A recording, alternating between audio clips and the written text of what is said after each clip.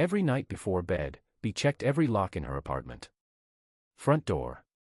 Windows. Kitchen. It was routine. But there was one door she never touched. A small white door at the end of the hallway. Only waist high. Like a storage hatch. When she first moved in, she'd asked the landlord about it. Better not open that one, he'd said with an awkward laugh. Old maintenance access. Then why is it locked? Previous owner's thing. That was all. She forgot about it. Until one night. At exactly 2:38 a.m. She woke to the sound of metal. Click. Like a lock turning. B sat upright. The apartment was silent. Then. Creak. From the hallway. She stepped out of bed. Every light was off. And there, at the end of the hall, the little white door was open.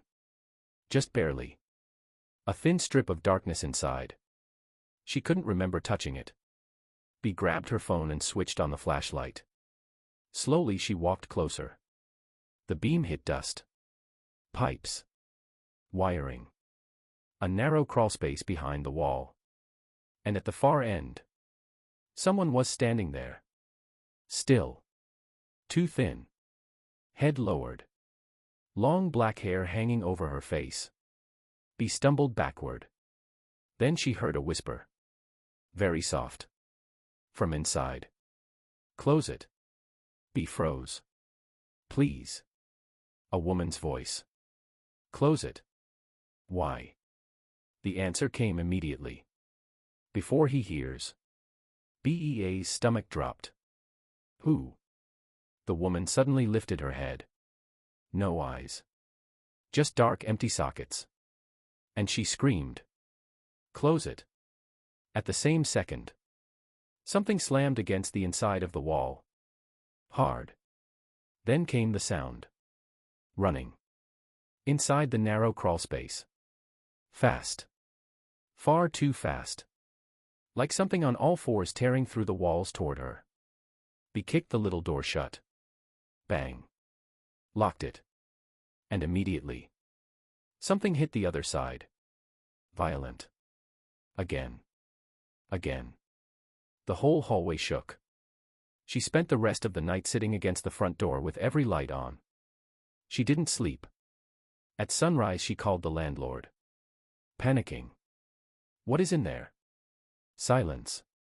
Then. You opened it. Yes. A long pause. Then his voice, suddenly sharp. Leave. What? Right now. She threw clothes into a bag. Grabbed her keys. Ran for the front door. As she stepped outside, the elderly woman from the apartment across the hall was staring at her.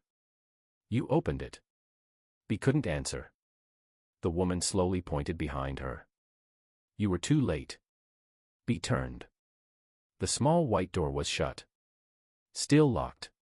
But standing in the hallway was the woman from inside. Tall. Thin. Hair hanging over her pale face. Watching B. She tilted her head. Then whispered. Thank you. And smiled. Behind her. From the crack beneath the little white door. For long fingers slowly curled out and gripped the floor.